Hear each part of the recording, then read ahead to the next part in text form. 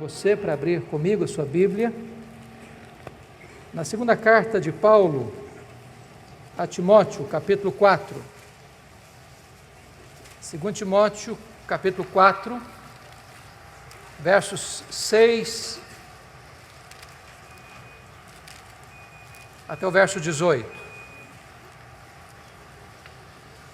2 Timóteo 4, 6 a 18.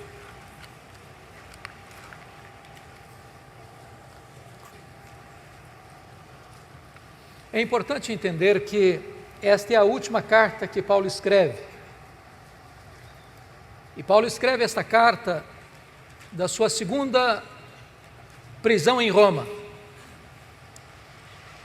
E nessa segunda prisão ele estava numa masmorra, úmida, fria, insalubre, de onde as pessoas saíam leprosas ou para o martírio.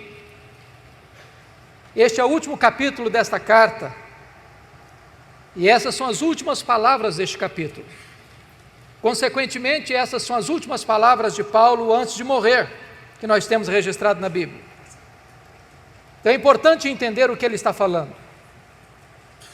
E ele se dirige a Timóteo dizendo assim: quanto a mim, já estou sendo oferecido por libação, e o tempo da minha partida é chegado. Combati o bom combate, completei a carreira, guardei a fé. Já agora a coroa da justiça me está guardada, a qual o Senhor reto juiz me dará naquele dia, e não apenas a mim, mas a todos quantos amam a sua vinda. Procura vir ter comigo depressa, porque Demas, tendo amado o presente século, me abandonou e foi-se para Tessalônica. Crescente foi para a Galácia, Tito para a Dalmácia. Somente Lucas está comigo. Toma contigo Marcos e traze-o, pois me é útil para o ministério. Quanto a Tíquico, mandei-o até Éfeso. Quando vieres, traze contigo a capa que deixei em Trode, na casa de Carpo, bem como os livros, especialmente os pergaminhos. Alexandre o latueiro causou-me muitos males. O Senhor lhe dará paga segundo as suas obras. Tu guarda-te também dele, porque resistiu fortemente às nossas palavras. Na minha primeira defesa, ninguém foi a meu favor. Antes todos me abandonaram. Que isso não lhe seja posto em conta. Mas o Senhor me assistiu e me revestiu de forças, para que por meu intermédio a pregação fosse plenamente cumprida e todos os gentios a ouvissem. E fui libertado da boca do leão. O Senhor me livrará de toda obra maligna, me levará salvo para o seu reino celestial. A Ele, glória pelos séculos dos séculos. Amém.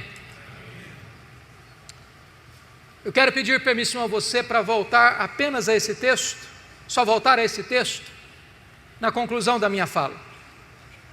Eu gostaria de apresentar aos meus irmãos e irmãs nesta noite o apóstolo Paulo.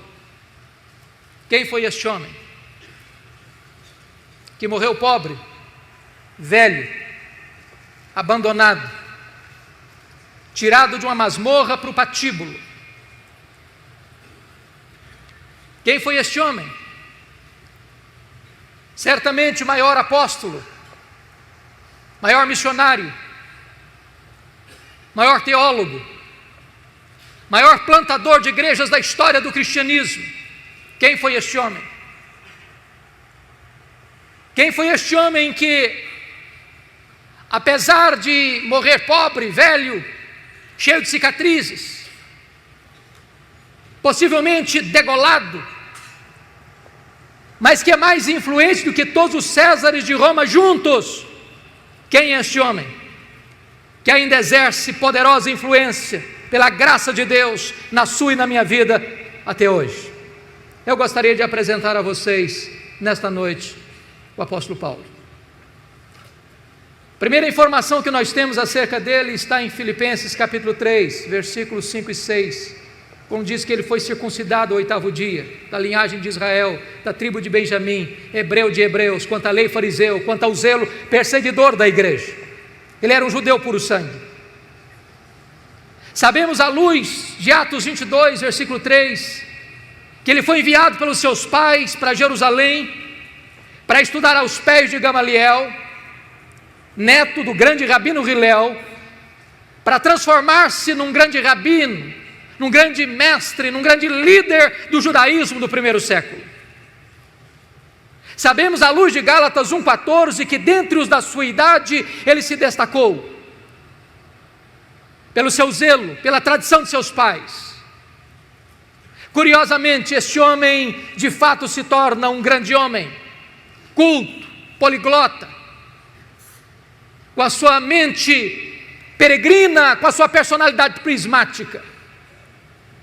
Sua cultura era invulgar. Tanto é fato que quando ele chega em Atenas, a cidade de Péricles, de Sócrates, de Platão, de Aristóteles, dos grandes luminares do pensamento grego, ele discute com seus filósofos, estoicos e epicureus, e planta a bandeira do Evangelho no centro da cultura grega, proclamando Jesus Cristo e a sua ressurreição. Quando ele escreve a sua carta a Tito, ele cita Epimênides, um filósofo do 6º século a.C. Era um homem de mente peregrina, era um homem de uma cultura invulgar, era um homem que caminhava com grande desenvoltura pelos corredores do saber humano. Porém, ao mesmo tempo que Saulo de Tarso crescia e se fortalecia em Jerusalém como um rabino judaico, um outro rabino também crescia em Israel. Não na decantada Jerusalém, onde estavam os escribas, os fariseus, os saduceus, o sinédrio judaico, mas na pobre, pequena, esquecida e desprezada Nazaré da Galileia. Não perlustrando os bancos de uma academia teológica, mas com as suas mãos calejadas na urdidura da luta de uma carpintaria. Aos 30 anos de idade, o rabino de Galileia vai ao Jordão, é batizado por João Batista e dá início ao seu ministério. Diz a Escritura que ele falava e pregava não como os escribas e fariseus, mas pregava como autoridade. Os cegos viam, os coxos andavam, os leprosos eram purificados, os mortos ressuscitavam e a palavra de Deus era anunciada. Mas isso provoca ciúmes e inveja no sinédrio judaico. Começam a persegui-lo, a vigiá-lo, a acompanhar-lhe os passos, com inveja. Contratam testemunhas falsas para acusá-lo, sentenciam-no, acusam-no, levam-no ao pretório romano, e o rabino da Galileia é condenado à morte, e morte de cruz, é crucificado, é sepultado para alívio do sinédrio judaico. Entretanto, no primeiro dia da semana seguinte, uma notícia explodiu em Jerusalém como uma bomba no arraial do inimigo. O túmulo do Rabi da Galileia está aberto, e aberto de dentro para fora, ele ressuscitou. Essa notícia perturbou Jerusalém, e é nesse momento que Saulo de Tarso se levanta como o maior inimigo do cristianismo, como o maior opositor da fé cristã. E o Novo Testamento nos oferece 2 retratos deste homem. O primeiro retrato, Saulo de Tarso, uma fera selvagem. É isso que está em Atos 9:1. Ele respirava ameaças e morte contra os discípulos, e essa palavra traz a ideia de uma fera selvagem que salta sobre a sua presa para devorá-la. Ele era uma fera selvagem. Senão, vejamos, 1 Timóteo 1,13, ele se define como blasfemo, perseguidor e insolente. 1 Coríntios 15:9, ele se define como o menor dos apóstolos, nem direito tinha ele de ser chamado apóstolo, segundo ele, porque perseguiu a igreja de Deus. Atos dos Apóstolos, capítulo 8, versículo 3, diz que ele assolava a igreja de Deus. Gálatas 1,13 diz que ele devastava a igreja de Deus. Mas Atos 9:21 diz que ele não apenas assolava e devastava a igreja de Deus, ele exterminava os discípulos de Jesus em Jerusalém. E exterminar não é prender, exterminar não é bater, exterminar é matar. Saulo era um assassino, Saulo era um homem perverso, era um homem sanguinário, era uma fera selvagem. Senão, vejamos, Atos 22, versículo 4 diz que ele perseguiu a religião do caminho até a morte. Ele não perseguia apenas os crentes, ele perseguia a religião dos crentes, ele perseguia o caminho. Mas lemos em Atos 26, versículo 9, que ele entendia que devia fazer muitas coisas contra o nome de Jesus. Ele não perseguia apenas os crentes, ele não perseguia apenas a religião dos crentes, ele perseguia o Deus dos crentes, ele perseguia Jesus. Mas Atos 26, versículo 10, diz que ele encerrou não alguns, não poucos, mas muitos dos santos em prisões, e contra esses muitos santos, dava o seu voto quando os matavam. Ele não mandou matar apenas Estevão, ele mandou matar muita gente em Jerusalém. Ele era uma fera selvagem, ele era um homem sanguinário. Atos 26, versículo 11, diz que por muitas sinagogas, ele afligiu os crentes, forçando os crentes a blasfemar contra Deus.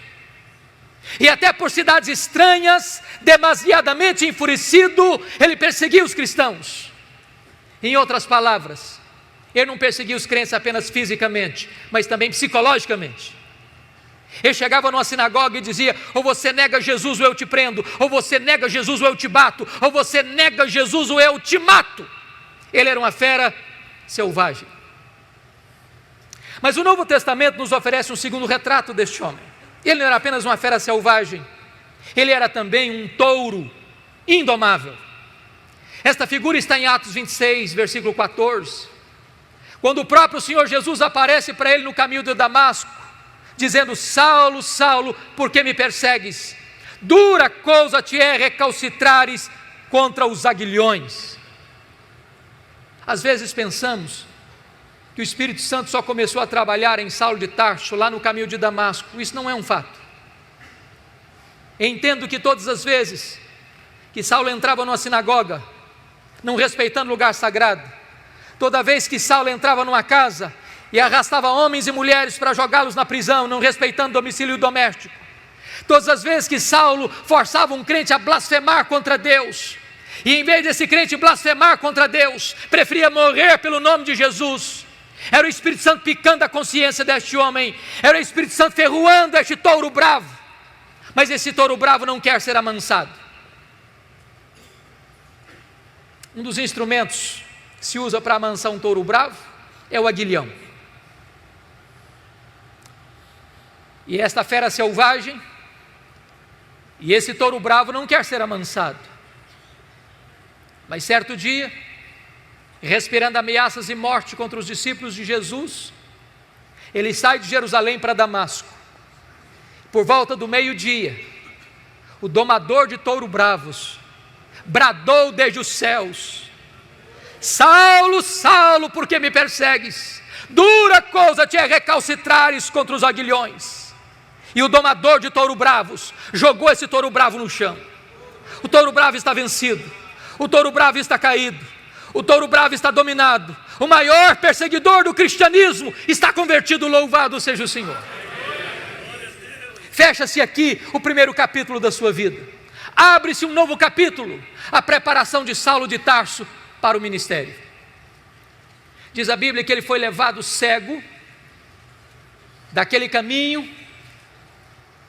à casa de Judas, na rua direita em Damasco, onde fica 3 dias orando e jejuando.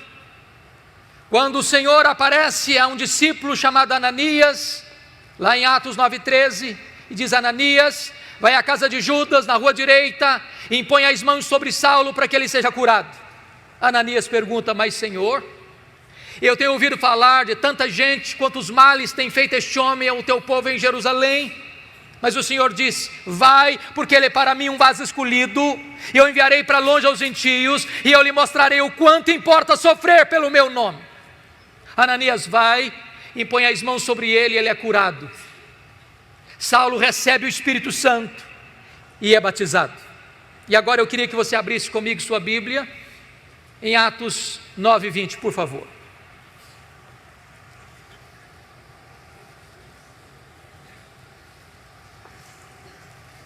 Logo depois que ele foi curado, logo depois que ele recebeu o Espírito Santo, logo depois que ele foi batizado, diz a Bíblia que ele começa a pregar nas sinagogas em Damasco, afirmando que Jesus é o Filho de Deus. Agora olhe comigo Atos 9, 22, por favor. Saulo mais e mais se fortalecia, confundindo os judeus, demonstrando que Jesus é o Cristo. E eu pergunto a você, há alguma diferença entre o que acontece no verso 20 para o que acontece no verso 22?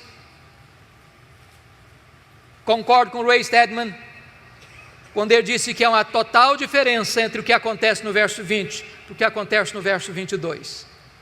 No verso 20 ele afirma que Jesus é o Filho de Deus, mas no verso 22 ele demonstra que Jesus é o Messias, é o Cristo.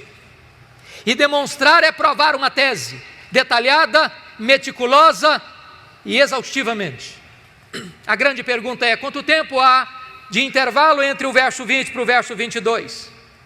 As não responde esta pergunta, mas a resposta está em Gálatas capítulo 1, versículos 15 a 17, diz que logo que ele foi convertido em Damasco, ele não subiu para Jerusalém onde estavam os apóstolos, nem consultou carne e sangue, mas o Senhor revelou-se a ele e nele ele partiu para a região da Arábia, e conforme Gálatas 1,18, 3 anos depois, ele retorna da Arábia para Damasco.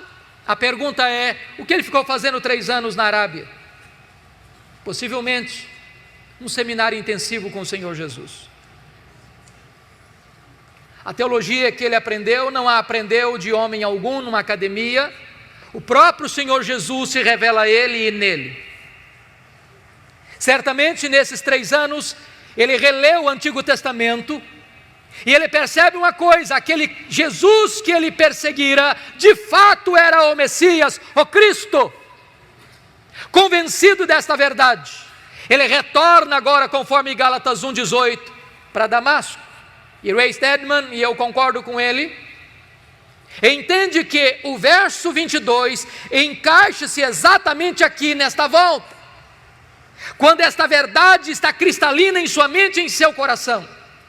E agora ele confunde mais ainda os judeus, porque não apenas afirma, agora ele prova, agora ele demonstra que Jesus é o Messias.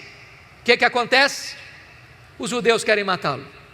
Ele tem que fugir de Jerusalém, de forma humilhante, dentro de um cesto, muralha abaixo, e agora, conforme Atos 9, 26, ele vai para Jerusalém. E eu queria aqui levantar uma tese, e a tese é esta: quando Saulo subiu para Jerusalém, penso eu, ele não estava ainda governado por uma verdade que marcou sua vida e seu ministério, a doutrina da nova aliança. Verdade essa que ele vai ensinar na sua segunda carta aos Coríntios, capítulo 2, a partir do capítulo 2, versículo 14, quando ele disse: graças porém a Deus, que em Cristo sempre nos conduz em triunfo, e por meio de nós manifesta a fragrância do seu conhecimento, tanto nos que são salvos como nos que se perdem, para uns cheiro de vida para vida, para outros cheiro de morte para morte, mas quem porém é suficiente para essas coisas? A pergunta fica no ar no capítulo 2, 16, sem resposta. E a resposta vem no capítulo 3, a partir do versículo 4, quando ele diz: a nossa suficiência vem de Cristo. Quando Moisés desceu com as tábuas da lei do Sinai, o povo disse: tudo o que o Senhor falou, nós faremos. Pergunto eu, fizeram? Não, não fizeram. O que faltou a eles? Sinceridade. Não faltou-lhes poder. Se na velha aliança tudo dependia do homem, na nova aliança tudo depende de Deus. Portanto, a tese é, quando Saulo sobe para Jerusalém, ele sobe com uma ideia na mente. Qual a ideia? Eu sou o homem mais preparado, com melhor currículo, com melhor perfil, para ser o líder da igreja de Jerusalém. E ele tinha motivos para pensar isso, por algumas razões. Primeiro, todos os apóstolos de Jesus eram galileus. E em Jerusalém, na Judéia, os galileus eram recebidos com preconceito e desprezo. Tanto é fato que quando o Pentecoste aconteceu, o Espírito Santo foi derramado, as pessoas, ao olharem aquele fenômeno, olharam com ceticismo. O que quer isso dizer? Outros com preconceito: são galileus. Outros com zombaria: estão bêbados. Saulo deve ter pensado: esses galileus jamais poderão lograr êxito no centro nevrálgico da religião, que é Jerusalém. Segundo lugar, os apóstolos de Jesus eram homens iletrados, e Jerusalém era a capital intelectual da teologia. Lá estavam os doutores da lei, lá estavam os escribas, lá estavam os fariseus, lá estava o sinédrio. Saulo deve ter imaginado: eu tenho o melhor perfil, eu tenho o melhor currículo, eu tenho o melhor preparo, eu conheço Jerusalém, eu conheço os corredores eclesiásticos dessa cidade, eu conheço os intestinos dessa cidade, eu persegui a igreja aqui, eu fui criado aqui, eu tenho o melhor perfil para ser o grande líder da igreja. Confira comigo o que aconteceu. Atos 9:26, quando ele chega na igreja, os discípulos não acreditaram na conversão dele, pensaram que ele estava blefando, pensaram que ele estava sabotando a fé cristã, e bateram a porta da igreja na cara dele. Nem recebido ele foi. Mas Atos 9:27 diz que Barnabé o acolheu, o apresentou aos apóstolos, eles o receberam, e ele começou a falar e a discutir com os helenistas, entrando e saindo, e de repente os helenistas resolvem matá-lo. E quando os discípulos escutam isso, chegam para Saulo e dizem: Saulo, você não pode ser nosso pastor, você tem que ir embora da nossa igreja. Eu estou me dirigindo a alguns pastores aqui, e vocês sabem que não é fácil para um pastor querer ficar numa igreja, e os membros da igreja não quererem que ele fique na igreja. Não é fácil para um pastor estar convencido de que ele deve permanecer, e os membros estão convencidos que ele deve sair. Sabe o que aconteceu com Saulo? Ele não foi embora. Mas não era apenas os membros da igreja que queriam que ele fosse embora, não. Deus mandou ele embora. Confira comigo Atos 22, versículo 17. O próprio Deus apareceu para ele numa visão, enquanto ele orava, e disse: vai embora de Jerusalém, porque eles não vão te ouvir. Irmão, ser mandado embora da igreja pelo conselho da igreja é uma coisa, ser mandado embora da igreja pela assembleia da igreja é uma coisa, mas ser mandado embora da igreja pelo próprio Deus, parece que não resta outra opção. Sabe o que Saulo fez? Ele não foi embora. Não foi. Veja comigo o versículo 18 de Atos 22, porque ele começa a discutir com Deus, ele começa a razoar com Deus, ele começa a ponderar com Deus, diz: mas Senhor, eu persegui a igreja aqui, quando matou Estevão, tua testemunha estava presente, consentia nisso, até guardei as vestes daqueles que o apedrejaram. Sabe o que está dizendo para Deus? Deus, o Senhor vai cometer um grande erro estratégico me tirando, eu sou o cara, eu tenho o melhor currículo, eu tenho o melhor perfil, o Senhor não pode fazer isso. Sabe o que aconteceu? Deus não mudou de ideia, foi Saulo quem teve que mudar e mudar-se. Deus diz: vai. Sabe o que aconteceu com ele? Ele não foi. Volta comigo, por favor, para Atos 9:30. Diz que os discípulos se reuniram e levaram-no até Cesareia. Preste atenção que ele não foi, ele foi levado, ele não saiu, saíram com ele. Ele saiu de Jerusalém como Ló saiu de Sodoma a reboque. E de Cesareia mandaram-no para onde mesmo? Para Tarso. Onde era Tarso? A cidade que ele nasceu. Sabe o que Deus está dizendo para esse cara que pensa que é insubstituível? Deus está dizendo: meu filho, arruma as malas e volta para casa, porque tudo depende de Deus e nada de você. Mas o pior não havia acontecido. Ele ficou em Tarso cerca de 10 anos no anonimato. Para alguém que queria tanta liderança, ele fica 10 anos no esquecimento, longe dos holofotes. Mas se isso não bastasse, o pior vem aqui em Atos 9:31. Diz que no dia que ele arrumou as malas e foi embora da igreja de Jerusalém, a igreja passou a ter paz e passou a crescer. Você quer coisa pior para um pastor do que isso? Sabe o que Deus está dizendo para esse homem? Tudo depende de mim, nada depende de você. Era preciso que ele aprendesse essa lição primeiro. Diz a Bíblia que muito tempo depois acontece um avivamento em Antioquia da Síria, a terceira maior cidade do mundo, E a igreja de Jerusalém manda para lá o seu melhor pastor, Barnabé. E Barnabé, ao chegar ali, vê a graça de Deus prosperando, se alegra com isso, lembrou-se de Saulo, foi atrás dele, o buscou. E durante um ano eles ensinaram a palavra de Deus em Antioquia. Estando a igreja orando e jejuando, o Espírito Santo apareceu e disse: separai-me agora a Barnabé e a Saulo para a obra que os tenho chamado. Preste atenção a quem Deus chamou. Não foi Saulo e Barnabé, foi Barnabé e Saulo. Já foi reserva alguma vez? Já ficou na sombra de alguém alguma vez? Já foi liderado por alguém alguma vez? Saulo não era o líder, ele era liderado. Ele tinha que aprender essa verdade: tudo depende de Deus, nada depende de mim. Eles saíram para a primeira viagem missionária e foram para a ilha de Chipre e chegaram em Pafos. E diz a Bíblia que ali o Elimas o mágico tentou impedir o procônsul Sérgio Paulo de ouvir o evangelho, e aquele governador estava sedento do evangelho, e Paulo estava pregando para ele, e aquele mágico queria impedir Paulo de pregar o evangelho, e criando dificuldades. E diz a Bíblia que Saulo, cheio do Espírito Santo, fixou os olhos no mágico e disse: ó servo do diabo, até quando perverterás os retos caminhos de Deus, pois ficarás cego.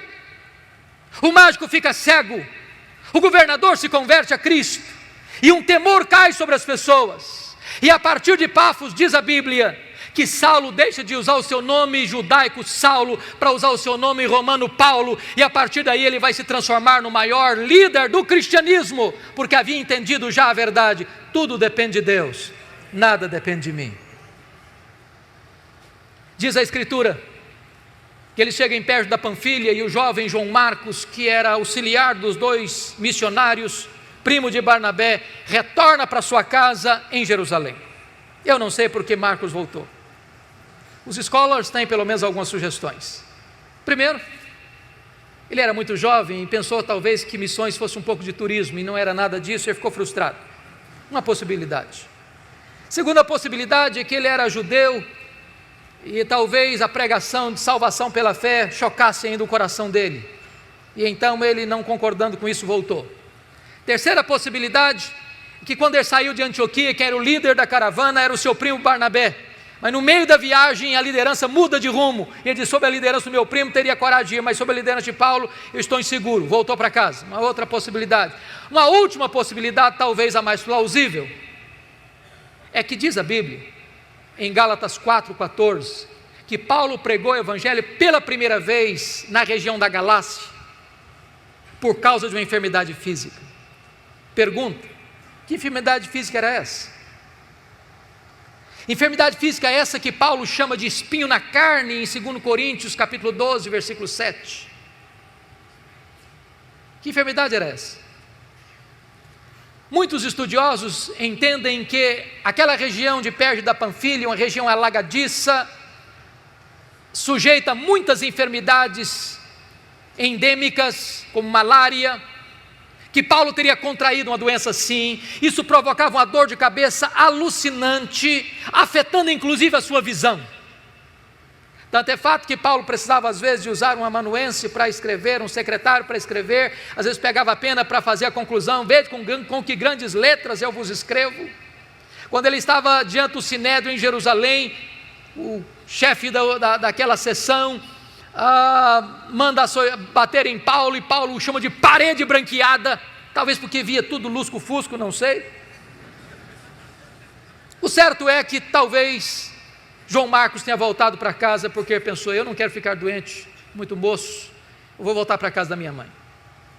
Certo é que, por causa dessa enfermidade física, Paulo deixa a região pantanosa de perto da Panfilha e sobe as montanhas do Cáucaso e vai plantar igrejas naquela região de Antioquia, da Pisídia, Listra, Icônio e Derbe, com lutas, com lágrimas, com sangue, mas deixa igrejas estabelecidas e liderança firmada.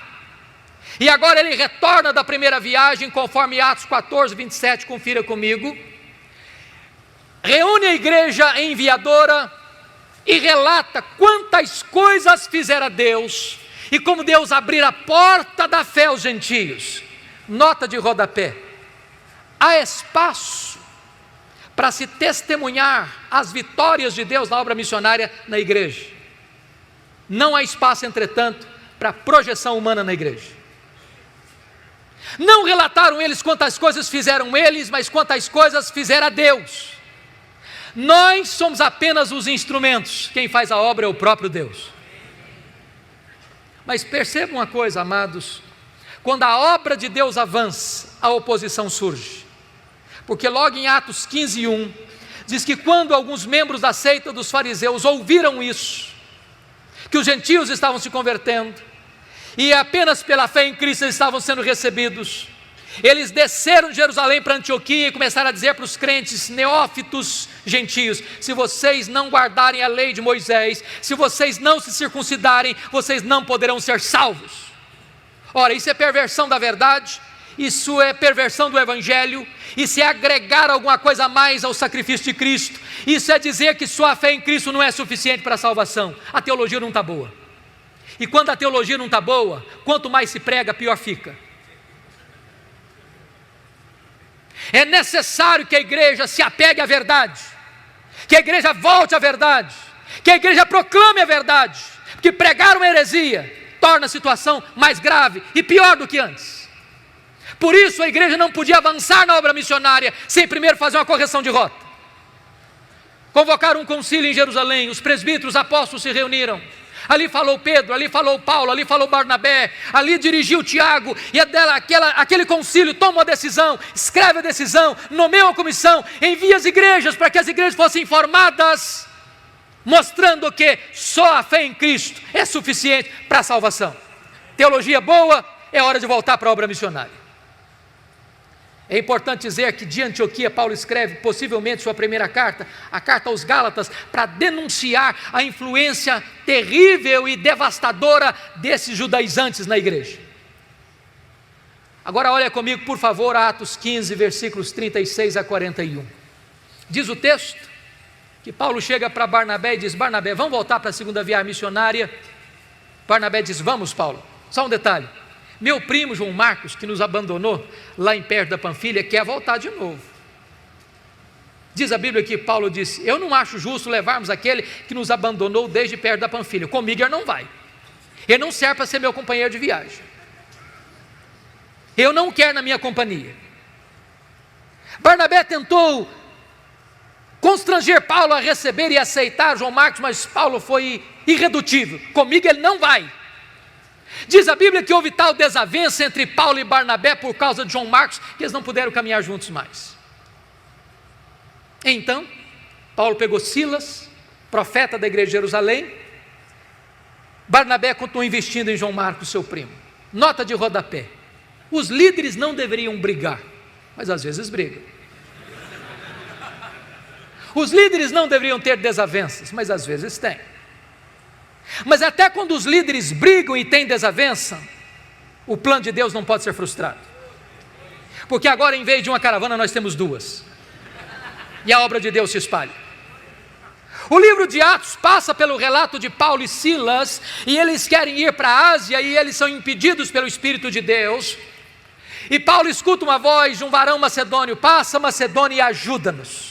E ele entra na Macedônia, ele entra no Ocidente. Louvado seja Deus, porque a obra missionária inclina-se para nós.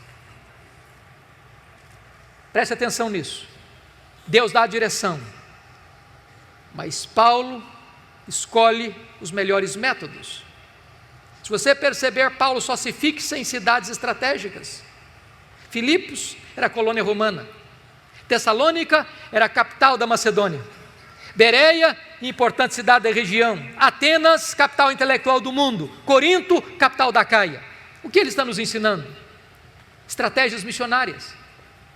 Vamos plantar uma igreja? Vamos. Em que cidade? Vamos comprar um terreno para construir um templo? Vamos. Em que bairro? Em que rua? Que terreno vamos comprar? Porque às vezes nós compramos o pior terreno, da rua mais escondida, do bairro mais distante, da cidade de mais difícil acesso, e ficamos 40 anos com uma congregação. Há poucos dias um seminarista me disse que ele trabalha numa congregação presbiteriana que tem 120 anos como congregação, nunca foi organizada igreja. Se nós plantássemos igrejas estratégicas podem influenciar a sua micro-região, e é isso que Paulo está nos ensinando. Mas quando você faz a obra de Deus, pela direção de Deus e pela melhor metodologia, não significa que você vai ter vida fácil. Paulo foi preso e açoitado em Filipos, Paulo foi escorraçado em Tessalônica, Paulo foi enxotado de Bereia, Paulo foi chamado de tagarela em Atenas e foi chamado de impostor em Corinto. De Corinto ele escreve as suas 2 cartas aos Tessalonicenses. Ele fica ali 18 meses e estabelece a obra de Deus naquela região. Dali ele sai para Éfeso na sua 3ª viagem missionária. Éfeso era a capital da Ásia Menor, uma cidade cosmopolita de mais de 300 mil habitantes na época, onde ficava o templo de Diana, 8 vezes maior do que o Partenon. Cidade eivada de idolatria, porque os nichos do templo de Diana era o fator que aquecia o comércio da cidade. Era uma cidade marcada pela feitiçaria, pelo ocultismo. E diz a Bíblia que em 3 anos que Paulo fica ali, a idolatria declina, a feitiçaria entra em colapso. As pessoas vão se convertendo, confessando publicamente as suas obras, queimando seus livros de ocultismo em praça pública, e a palavra de Deus prevalece em Éfeso. E nos 3 anos que Paulo passa ali, ele influencia toda a Ásia Menor. Quando você lê o relato das igrejas do Apocalipse, Éfeso, Esmirna, Pérgamo, Tiatira, Sardes, Filadélfia e Laodiceia, essas igrejas tiveram um profundo impacto do ministério de Paulo nesses 3 anos em Éfeso, e passa a ser a igreja mais estratégica do Novo Testamento, porque na verdade, Paulo manda para lá 2 cartas, as 2 cartas a Timóteo, quando era pastor de Éfeso. O apóstolo João escreve seu evangelho, suas 3 cartas da cidade de Éfeso, e aquela igreja influencia o mundo. De Éfeso, Paulo escreve as suas 2 cartas à igreja de Corinto, e agora está saindo de Éfeso para ir para Jerusalém, porque conforme Gálatas 2:10, ele tinha assumido um compromisso de ir para os gentios, mas não se esquecer dos pobres. Conforme Atos 18:2, quando na época de Cláudio, os judeus foram expulsos de Roma, e muita gente estava passando necessidades, e Paulo está levando uma oferta para os crentes judeus, colhido das igrejas gentílicas. E quando ele chega na Macedônia, nessa viagem ele para escrever a sua carta mais importante, sua carta aos Romanos. E ele pede oração à igreja de Roma pela viagem que faria, para que ele não fosse morto no caminho pelos rebeldes, e para que a igreja recebesse bem a oferta que ele estava levando. E você pergunta, mas como assim? Você já fez alguma oração assim? Pedir oração para que alguém receba um presente que você quer oferecer? Por que Paulo está pedindo oração? Sabem por quê? Porque Paulo não estava interessado apenas em assistir materialmente a igreja pobre da Judéia, ele estava interessado em costurar a unidade espiritual da igreja, porque ainda muitos crentes judeus tinham reservas com os crentes gentios. E diz a Bíblia que ele se despede dos presbíteros de Éfeso em Mileto e diz para eles: olha, o Espírito Santo me assegura que o que eu vou enfrentar pela frente são cadeias e tribulações, mas em nada eu considero a vida preciosa para mim mesmo, conquanto que eu complete a minha carreira e o ministério que eu recebi do Senhor Jesus para testemunhar o evangelho da graça de Deus. Ele embarca naquele navio, depois de viagens regionais, chega em Cesareia. Ágabo, o profeta de Jerusalém, prende-o com um cinto e diz: você vai ser preso em Jerusalém. Os discípulos tentam demovê-lo, ele diz: o que vocês estão fazendo comigo? Eu estou pronto não só a ser preso, eu estou pronto a morrer por Jesus em Jerusalém. Ele vai e é preso, é acusado, tramam contra ele, 40 judeus entram em conspiração para matá-lo. A notícia vaza, chega o sobrinho de Paulo, chega o comandante, e Paulo é trasladado naquela noite para Cesareia Marítima, quartel-general de Roma na Palestina. E ele fica 2 anos sendo acusado pelos judeus. Na transição de governo, de Félix para Festo, o governador está prestes a entregar Paulo nas mãos do Sinédrio, e o Sinédrio tentava cooptar o governador para matar Paulo na estrada. Paulo percebeu a trama e diz: eu sou cidadão romano, quer ser julgado em Roma. O governador diz: para César você quer ir, para César você irá. Era a vontade de Deus que ele fosse para Roma, era a vontade de Paulo ir para Roma. No dia que ele embarca para Roma, ele enfrenta um naufrágio. Você pode entender isso? Tinha 276 pessoas dentro daquele navio, 14 dias sem saber se era dia ou noite, o desespero, o pânico, o medo. Um anjo de Deus aparece para Paulo e diz: coragem, Paulo, eu entreguei toda essa gente na sua mão, ninguém vai morrer, mas é necessário que vocês vão dar numa ilha. Quando o dia amanheceu, eles avistaram a ilha de Malta, o navio se despedaça todo, a carga se perde toda, mas eles chegam salvos na ilha de Malta, e os bárbaros malteses os acolhem com urbanidade, fazendo uma grande fogueira para aquecê-los, e a única pessoa que quer manter a fogueira acesa é Paulo, e ele vai pegar um punhado de gravetos para jogar no fogo, e quando ele joga o punhado de gravetos no fogo, uma víbora sai do fogo e prende na mão do Paulo. Aquela cobra tinha 276 outras opções para morder.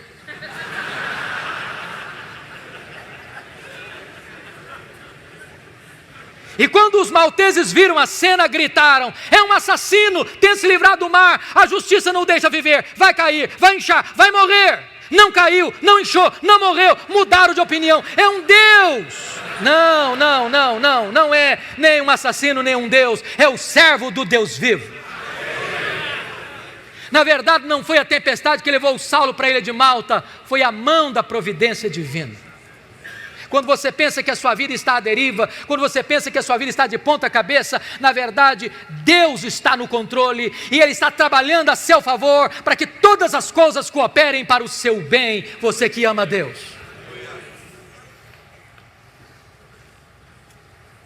O pai do prefeito estava doente, Paulo orou por ele foi curado, os demais enfermos vieram, e Paulo orou por eles foram curados, e depois dos 3 meses de rigoroso inverno, enviaram Paulo para Roma, e ele chega em Roma, não talvez como sonhara chegar, chega preso, algemado, mas ele escreve na sua carta aos Filipenses 1:12 o seguinte: meus irmãos, eu quero que vocês saibam que as coisas que me aconteceram têm antes contribuído para o progresso do Evangelho. Se você pergunta: que coisas, Paulo, aconteceram para você? Talvez ele poderia fazer um resumo para nós.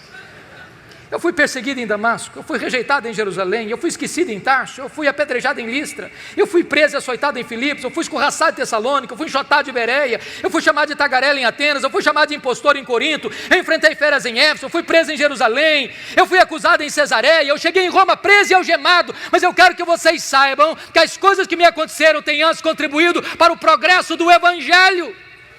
Este homem não crê em acaso, este homem não crê em sorte, este homem não crê em azar, este homem não crê em determinismo, este homem não tem medo de sexta-feira 13, este homem não tem medo de olho gordo, este homem sabe que a mão de Deus dirige o seu destino.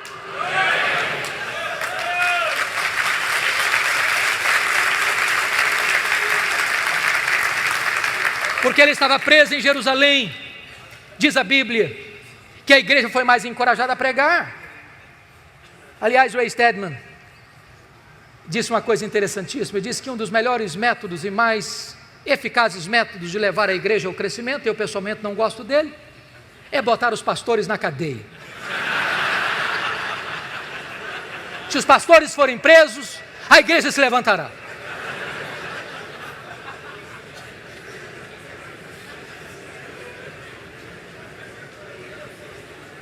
Diz Paulo, porque ele estava preso, toda a guarda pretoriana ouviu o Evangelho. E o que era a guarda pretoriana? Era a guarda particular do imperador, era a guarda de elite do império, gente que trafegava pelos corredores do palácio, gente que tinha influência política no império. E durante 3 turnos por dia, um soldado era algemado a Paulo durante 2 anos. E o que Paulo fazia? Evangelho neles, evangelho neles, evangelho neles, evangelho neles, evangelho neles. Depois de 2 anos, toda a guarda pretoriana estava evangelizada e os demais membros do palácio. Por isso ele escreve Filipenses 4:22, de Roma, a igreja de Filipos: os santos vos saúdam, especialmente os da casa de César. Nero não sabia de uma coisa, mas Deus o havia constituído em presidente das missões estrangeiras do império, porque havia colocado lá dentro do palácio o maior missionário da igreja e colocado diante dele o seu público. Quando as pessoas pensam que estão destruindo a igreja, só podem promover a igreja, porque a igreja de Deus é indestrutível. Porque Paulo estava preso, ele não podia visitar as igrejas. O que ele fez? Ele começou a escrever cartas. Carta aos Efésios, Filipenses, Colossenses, Filemon, as cartas da primeira prisão. Já parou para pensar nisso? Se Paulo estivesse solto, talvez nós não teríamos estas joias na nossa Bíblia. Quando você pensa que as coisas estão difíceis demais ou complicadas demais, a mão da providência de Deus está agindo. Como disse William Cowper, por trás de cada providência carrancuda, esconde-se uma face sorridente. Desta primeira prisão, Paulo orou para sair, pediu para sair e saiu de fato. Mas não saiu para se aposentar, não saiu para vestir um pijama, não saiu para deitar numa cadeira de balanço. Não há aposentadoria no reino de Deus. Ele saiu para trabalhar, talvez para fazer a 4ª viagem missionária, talvez tenha ido à Espanha, eu não sei. Mas ele passou e deixou Tito em Creta, ele passou e deixou Timóteo em Éfeso, ele percorreu até Nicópolis. Ele está fazendo a obra de Deus, e nesse interregno ele escreve mais 2 cartas, 1 Timóteo e Tito.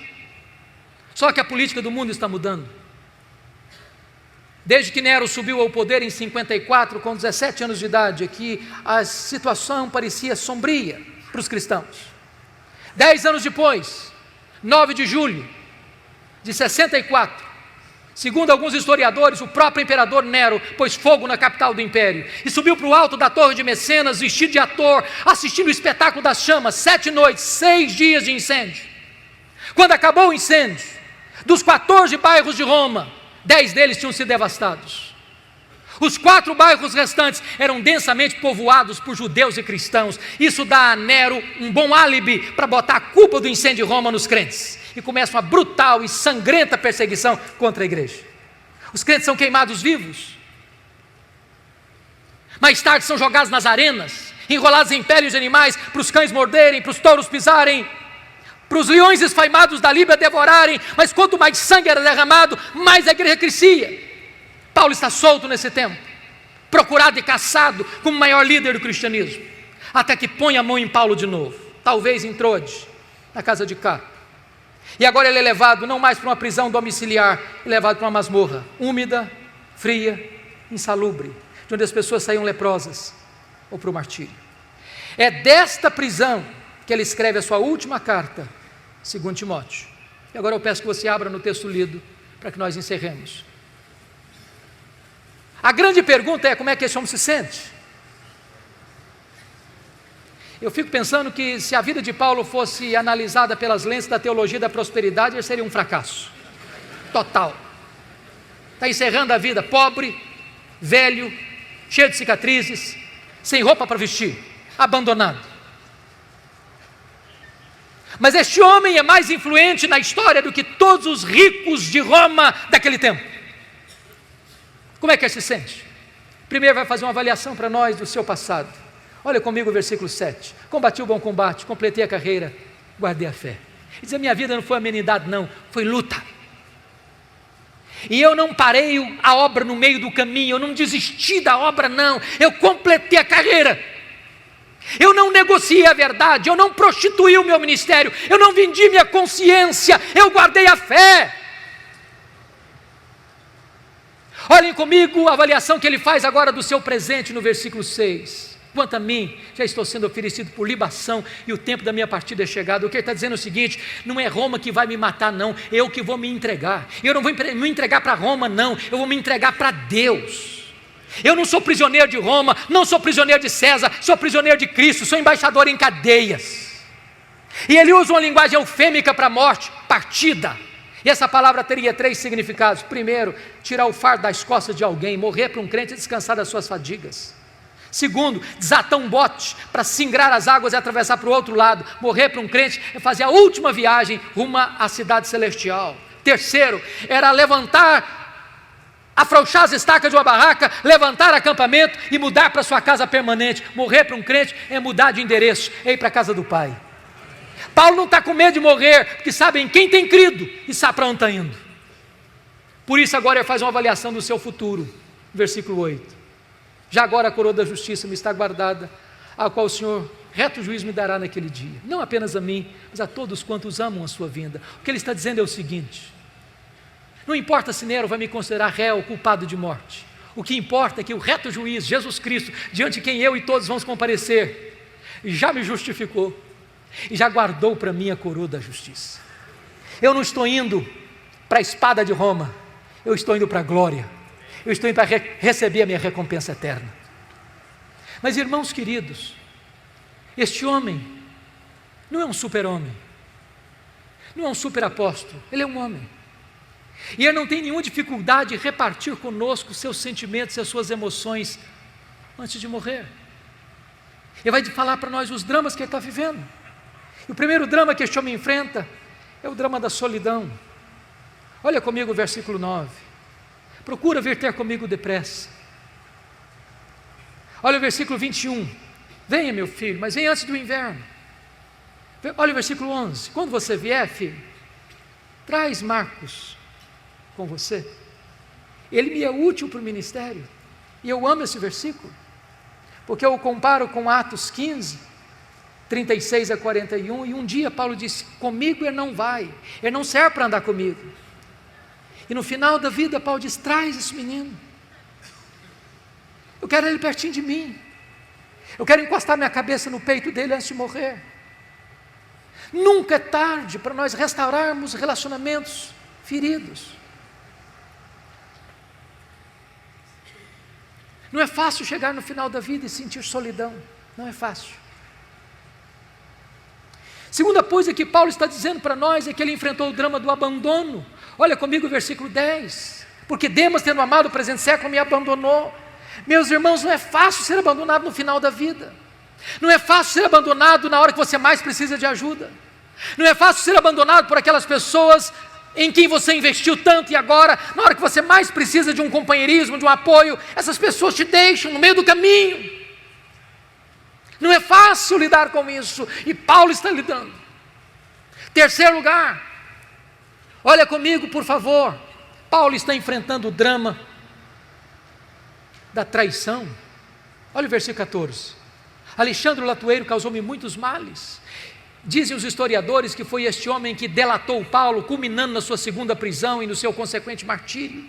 É gente que apunhala pelas costas, é gente que puxa o tapete, é gente que celebra quando você chora, é gente que ri quando você está angustiado, é gente que pensa que a vitória dele é o seu fracasso. Paulo está lidando com traição. Não é fácil ser traído, não é fácil. Mas olha comigo o versículo 15, porque Alexandre não resistiu apenas ao pregador, resistiu também à pregação. Tu, Timóteo, guarda-te dele, porque resistiu fortemente às nossas palavras. Quarto lugar, Paulo está enfrentando o drama das privações. Olha o versículo 13 comigo. Ele enfrenta 3 privações. Ele precisa de gente. Deixa eu dizer uma coisa para você: gente precisa de Deus, mas gente precisa de gente. Ele está precisando de gente, fazer companhia para ele. Segundo, ele está pedindo: quando você vier, meu filho, traz os meus livros, especialmente os pergaminhos. Sabe o que me impressiona em Paulo? Que ele sabe que vai morrer e quer estudar. Tem gente que passa a vida inteira e não estuda nada. Ele quer alimentar sua mente com a verdade de Deus. Em terceiro lugar, ele está enfrentando privações físicas. O inverno está chegando, o versículo 1 está dizendo aí. O inverno em Roma chega a temperaturas abaixo de 0. E dentro de uma masmorra é mais frio lá dentro que lá fora. E uma pessoa velha sente mais frio do que uma pessoa nova. Você já parou para pensar nisso? O maior pastor, o maior missionário, o maior teólogo, o maior plantador de igrejas da história do cristianismo, não tem sequer uma capa velha para usar na velhice. Quantas vezes você e eu reclamamos da vida, tendo casa para morar, tendo carro para andar, tendo comida sobre a mesa, tendo roupa quente para vestir.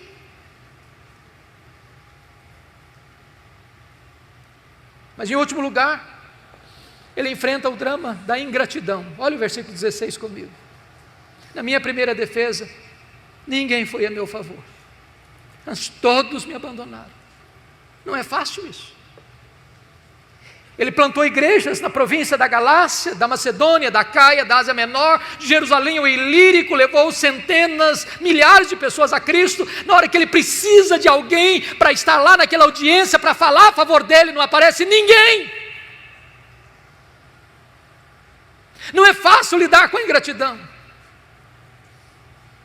Mas bendito seja Deus pelo verso 17, quando Paulo diz: mas o Senhor me assistiu e me revestiu de forças, para que por meu intermédio a pregação fosse plenamente cumprida e todos os gentios ouvissem. Eu fui libertado da boca do leão. O Senhor me guardará de toda obra maligna e me levará salvo para o seu reino celestial. Eu quero dizer para você, meu irmão, minha irmã, pode faltar a você o apoio dos homens, mas não lhe faltará o apoio de Deus. Pode faltar a você o apoio da terra, mas não lhe faltará o apoio do céu. Eu termino aqui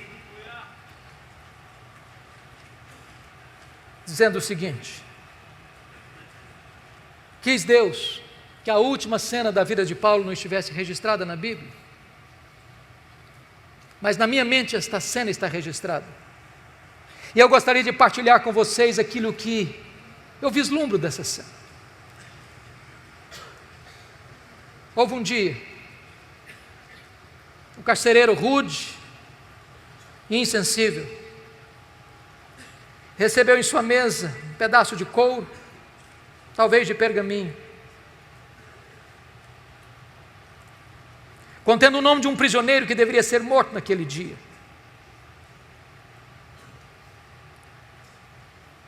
Eu vejo esse homem levantando-se da sua cadeira, pegando um pesado molho de chaves numa mão, uma tocha de fogo na outra mão. Eu vejo esse homem percorrendo um longo, frio, escuro corredor, com passadas largas e pesadas. Eu vejo esse homem abrindo uma porta de ferro pesada e entrando para aquela masmorra escura, com a facho de fogo na mão, e gritando: prisioneiro Paulo, prisioneiro Paulo, prisioneiro Paulo. E lá do fundo da masmorra o velho responde: sou eu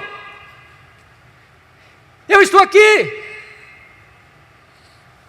Ele é acorrentado,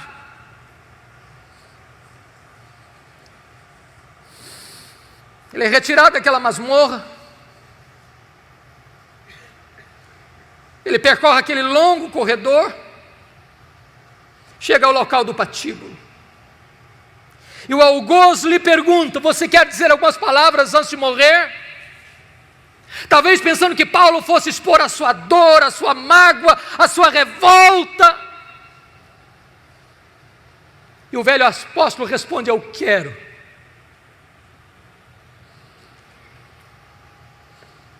Paulo ergue os olhos aos céus e diz a ele: ao Senhor Jesus seja glória pelos séculos dos séculos, amém. Botou a cabeça no cepo, a espada de Roma tosou-lhe a cabeça, corpo para um lado, cabeça para o outro, tombou na terra como um mártir, foi recebido no céu como um príncipe. Este homem que diz para você e para mim: sede meus imitadores, como eu sou de Cristo. Que Deus nos ajude a viver este cristianismo maiúsculo, superlativo, para a glória de Deus.